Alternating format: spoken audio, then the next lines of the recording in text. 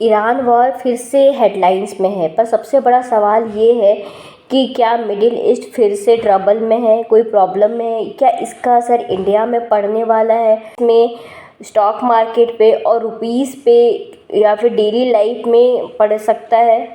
और सबसे बड़ी शॉकिंग बात कि वॉर ऑफिशियली ख़त्म ही नहीं हुआ है, लेकिन दुनिया के सबसे इम्पोर्टेंट जो ऑयल रूट है अभी भी डेंजर जोन में है। इसका हम लेटेस्ट अपडेट अभी समझेंगे और वो हिडन रिस्क जिनके बारे में कुछ लोग बात भी नहीं करते। अभी जो सिचुएशन है वो स्टेबल नहीं है। सीज़ फायर की बातें हुई हैं और अटैक्स और मिलिट्री मूवमेंट्स की रिपोर्ट सामने आई है। और सबसे इम्पॉर्टेंट बात ये है कि दुनिया की जो ऑयल सप्लाई का बड़ा हिस्सा है जिससे गुजरता है, वो स्ट्रेट ऑफ हॉर्मुज़ जिसे कहते हैं, वो रिस्की जोन में है अभी। अब यहाँ पे हम बात करते हैं शॉकिंग फेस कि दुनिया का लगभग जो 20% ऑयल होता है इसी रूट से गुजरता है। अगर यहाँ पे शिपिंग रुकती है तो ग्लोबल ऑयल प्राइस जो है इंस्टेंटली जो है वो जंप कर सकता है।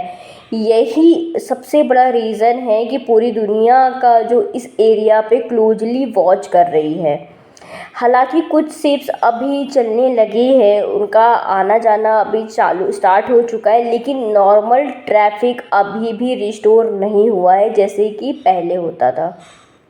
इंडिया की मैं बात करूं तो इंडिया अपनी ज़रूरत का 80% ऑयल इंपोर्ट करता है। अगर ऑयल महंगा हुआ तो इसका असर सिर्फ जिससे क्या होगा कि ट्रांसपोर्ट कॉस्ट बढ़ेगी, फूड डिलीवरी महंगी होगी, फ़्लाइट्स जो है वो बहुत ज़्यादा एक्सपेंसिव हो जाएंगे, इन्फ्लेशन बढ़ सकती है जिसके बारे में लोग बात भी नहीं कर सकते। और सबसे बड़ा हिडन इम्पैक्ट ये है क्योंकि इंडिया में ज़्यादा डॉलर जो है ऑयल में ही ख़रीदना पड़ता है। रुपीस इन जो है वो वीक होगा क्योंकि इंडिया में को सबसे ज़्यादा जो ऑयल है वो फिर डॉलर में ही ख़रीदना पड़ता है। बड़ा इंटरेस्टिंग पार्ट ये है कि वॉर में हर सेक्टर को नुकसान नहीं होता है।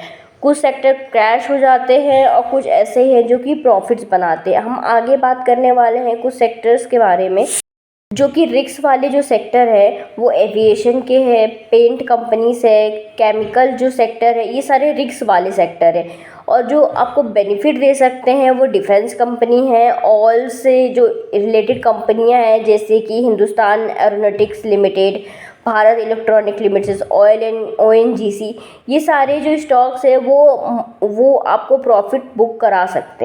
लेकिन सबसे ज़्यादा खतरा शायद स्टॉक मार्केट भी नहीं है। असली खतरा जो है वो इन्फ्लेशन का है, क्योंकि जब भी ऑयल महंगा होता है तो हर चीज़ की कॉस्ट बढ़ जाती है और मिडिल क्लास लोगों पे सबसे ज़्यादा प्रेशर आता है।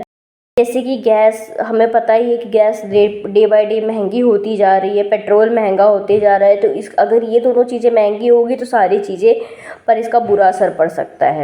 अभी पूरी जो सिचुएशन है वो नॉर्मल नहीं हुई है, कुछ शिप्स अभी चल रहे हैं लेकिन रिस्क अभी भी बना हुआ है।